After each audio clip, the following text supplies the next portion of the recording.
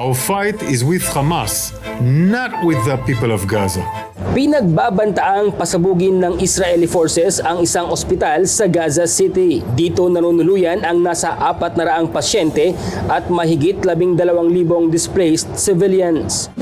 Sinasabing nakarinig ng pagsabog 50 metro ang layo mula sa Al-Quds Hospital sa Gaza kahapon. Kaya naman napilitang mag-evacuate sa hospital ang mga medical staff, pasyente at displaced individuals. Nagdulot ito ng malaking pinsala sa ospital at na-expose ang mga residente at pasyente sa suffocation. Hamas terrorists operates inside and under civilian building precisely because they know the IDF distinguishes between terrorists and civilians. This is why the IDF has been warning Gazan for over 2 weeks through multiple means of communication to move away from Hamas strongholds. Today, we increase that urgency of that warning.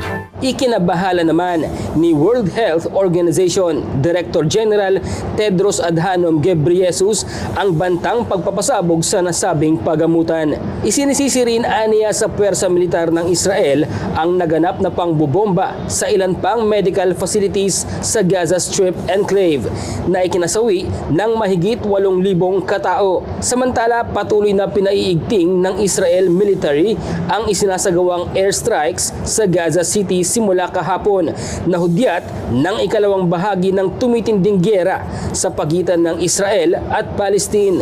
Sa kasalukuyan, mahigit 8,000 na ang sinasabing nasawing mga Palestinian sa Gaza. Layon din ng mga pag-atake ang pagbawi sa 229 hostages na sinasabing nasa kamay ng militanteng grupong Hamas.